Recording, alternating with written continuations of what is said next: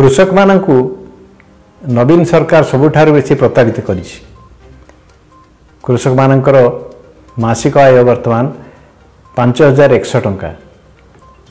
सर्वभारतीय स्तर में कृषक मानकर मासिक आय होछि 10200 टंका।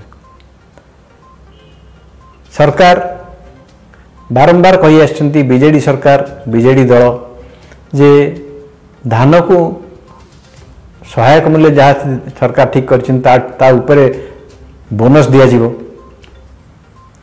ए पर्यंत गोटे टंका मध्य बोनस सरकार दे नाहंती।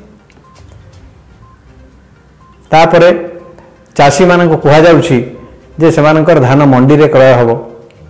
चाषी मंडी को धान नहीं कि गला परे ताकू कहा जाउछि जे ना तुमे जाओ मिलर पाखु। मिलर पाखु नहीं पहुँचला बेले को मिलर कटनी छटनी करी कोठी 5 किलो कोठी 10 किलो धान ये भाव में काटिकी रखुछि।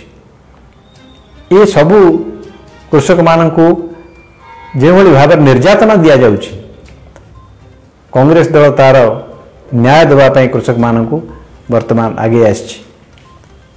आज जो ग्यारंटी कांग्रेस दल बाहर करिछि से ग्यारंटी रे कृषक मानक पई मुख्यतः 3टी जिनिस रखा जाइछि।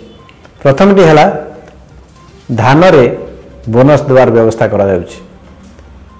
बोनस रो परिमाण या हबो जा फल कि धानर संग्रह मूल्य 3000 टंका हबो क्विंटल प्रति। वर्तमान जहा कि प्राय 2100 टंका रही। से भली भाव में कृषक मानक ऊपर जो ऋण अच्छी से ऋण को छाड़ करिवार मध्य व्यवस्था करा जाउछि। आउ कृषक मानक पई नुआ करी पेंशन व्यवस्था करा जाउछि जो थरे कि मासिक कृषक प्रति 2000 टंका से माने पेंशन आकार रे पाई परिबे। एतद व्यतीत कृषि रो उन्नति पाई अनेक किछि कार्यक्रम कांग्रेस सरकार तार मैनिफेस्टो रे रखिछि। यथा जलसेचन रा केमती व्यवस्था करा जिवो।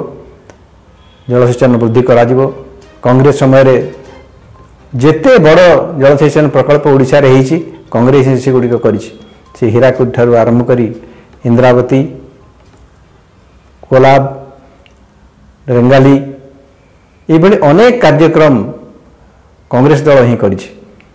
वर्तमान 24 वर्षर शासन रे जनता दल बीजेडी बिजु जनता दल जलसेचन पर कौन से आखि दृश्य कार्य करना।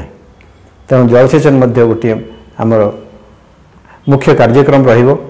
खाद्य प्रक्रियाकरण किभଳି भाବରେ କରାଯିବ ତାହା ମଧ୍ୟ एक मुख्य कार्यक्रम होइके रहिबो। एइभଳି भाବରେ कृषक मानकर जेमिति तांकर उपार्जन वर्तमान जो 5100 टंका रे अछि ताहाकू बहु संख्या रे वृद्धि करिवा पई कांग्रेस दल वर्तमान तार प्रतिश्रुति दउछि।